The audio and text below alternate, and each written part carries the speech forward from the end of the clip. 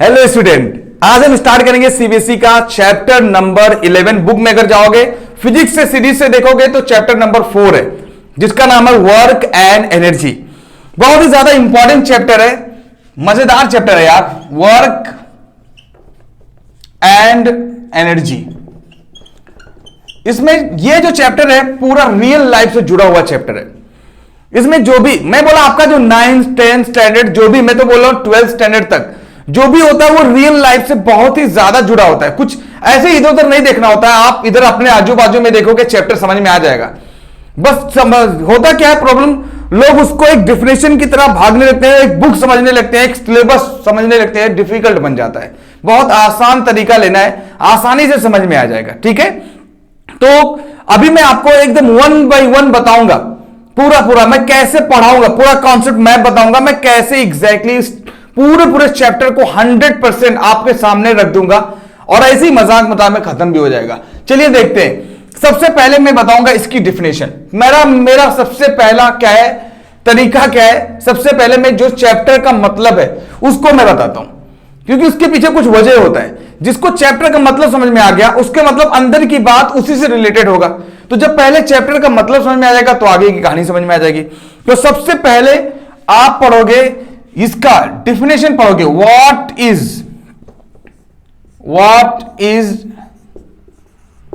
क्या भाई, क्या है? वर्क, एनर्जी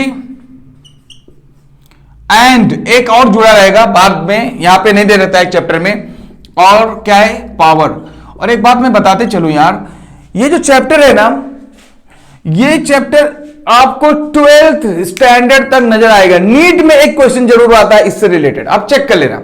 जो मैं बाद में बोलता हूं ना, उसको जाके नीट में देखो, क्या वर्क, एनर्जी एंड पावर के नाम से कोई चैप्टर है, और जो मैं पढ़ा रहा हूं क्या वो सच में इससे रिलेटेड कर रहा है क्या, देखना। एग्जैक्ट 4 साल बाद, 3 साल बाद जो आप पढ़ोगे वो नीट में, अगर आप वो भी यहां नजर आएगा। इसलिए कंपिटेटिव बेसिक बहुत ज्यादा इंपॉर्टेंट होते हैं सब, इसको समझने की कोशिश करो यार।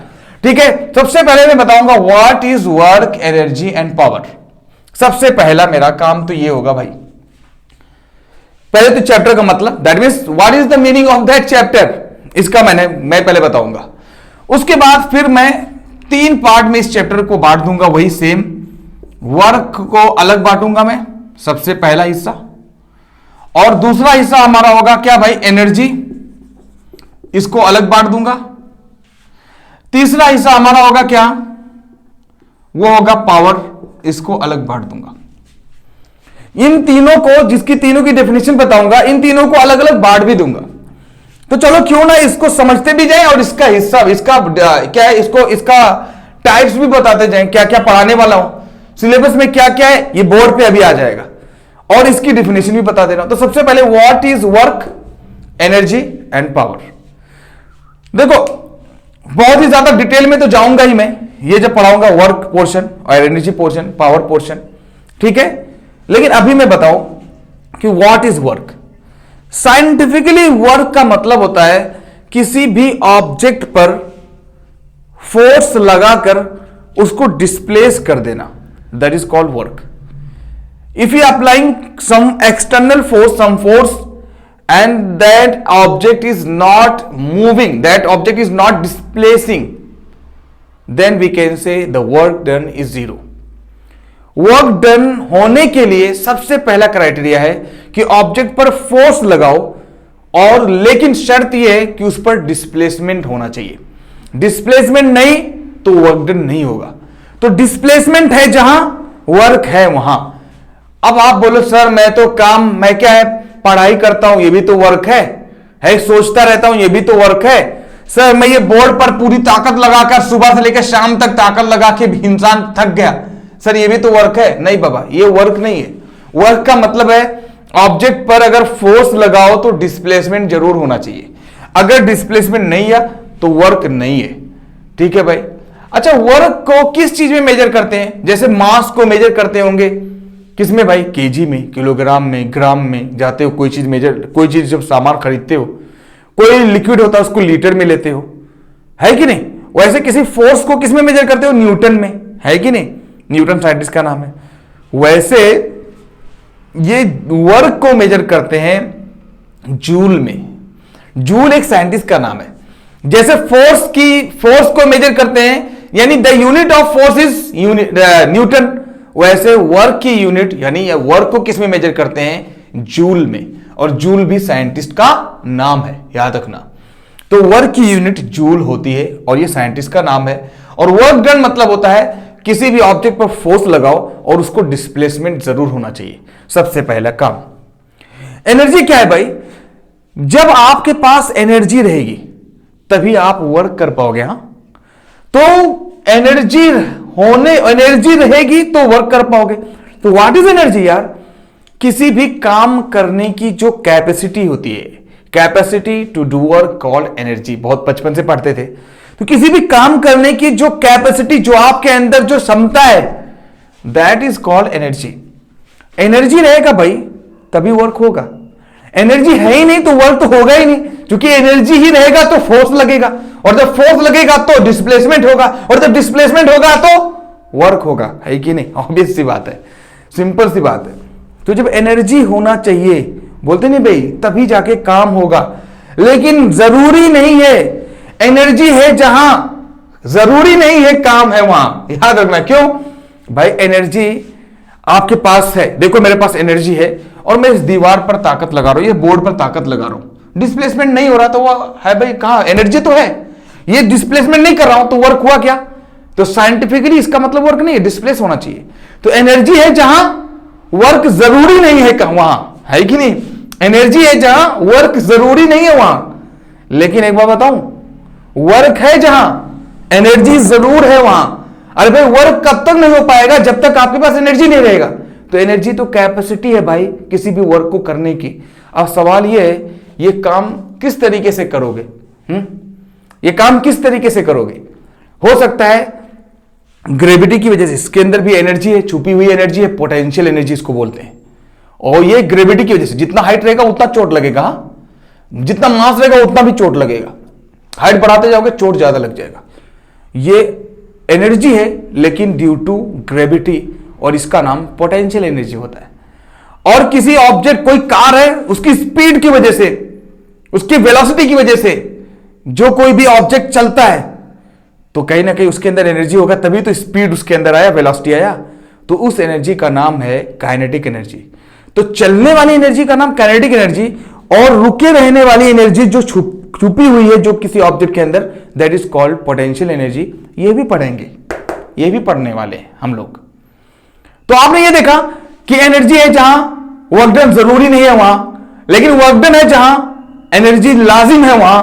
लेकिन याद रखना, उसी तरीके से डिस्प्लेसमेंट है जहां वर्क डन है वहां।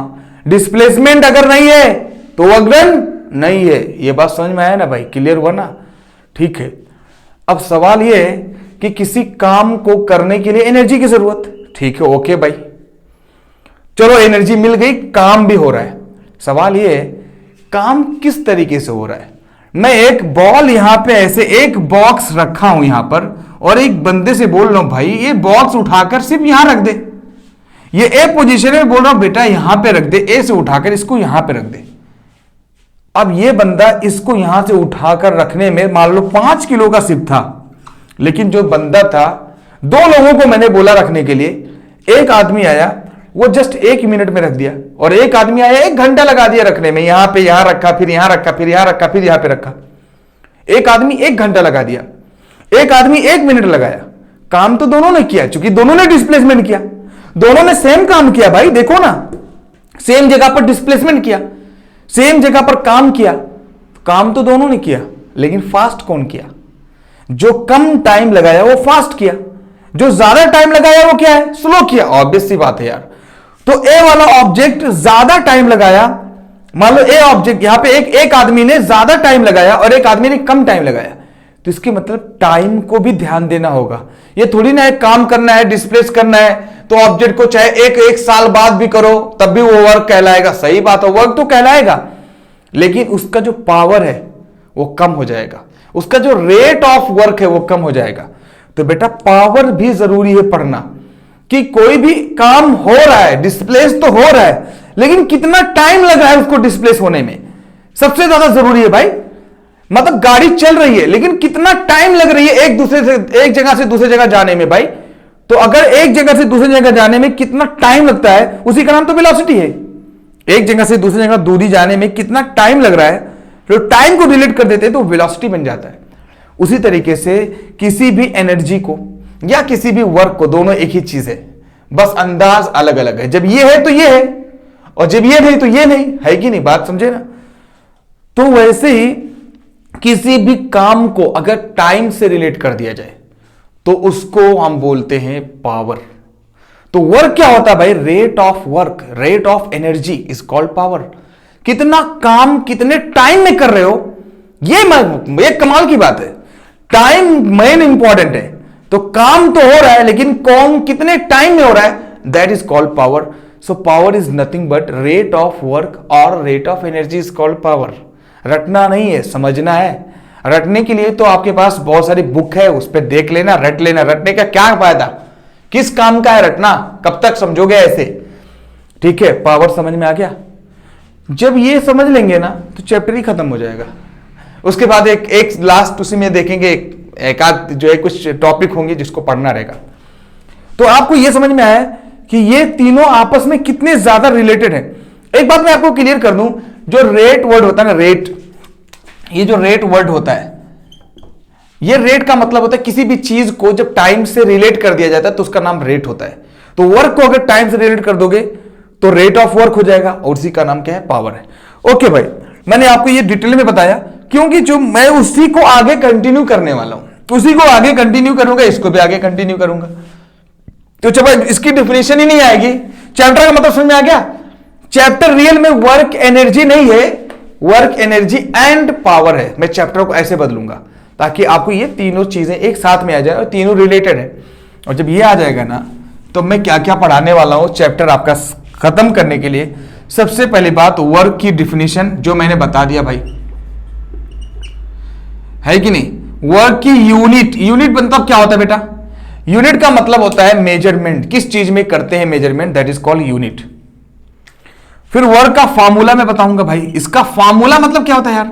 सर यही देखकर मेरे को डर लगता है, फार्मूला ही देखकर मेरे को डर लगता है। सर फार्मूले की बात मत करो बेटा, टेंशन ना लो।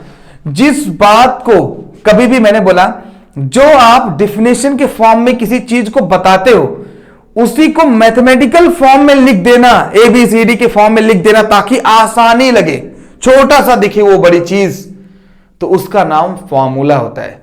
जैसे एग्जांपल के लिए मैं बोलूं व्हाट इज वेलोसिटी, तो आप बोलते हो rate of change of displacement is called velocity. लेकिन मैं क्या बोलूंगा? What is velocity, rate of change of displacement is called velocity. इसको फॉर्मूले के फॉर्म में लिख दिया बस। तो डिस्प्लेसमेंट डिवाइड बाय टाइम क्या है? वेलोसिटी। लेकिन आपने पूरा लिखकर बड़ा सा बोला, मैंने क्या किया? उसको फॉर्मूला मतलब क्या किया? एक जस्ट लेटर के फॉर्म में इसको लिख दिया, वो फॉर्मूला बन गया। तो फॉर्मूला इसका देखेंगे, वर्क डन का फॉर्मूला जो मैं यहां बोलूंगा उसको फॉर्मूले के फॉर्म में कैसे लिख दो, कैसे शॉर्ट फॉर्म में लिख देंगे, मैथमेटिकल फॉर्म में कैसे लिख देंगे, that is called formula. Mathematical expression भी बोल सकते हैं, ठीक है। उसके बाद बेटा इसको देखेंगे हम लोग टाइप्स।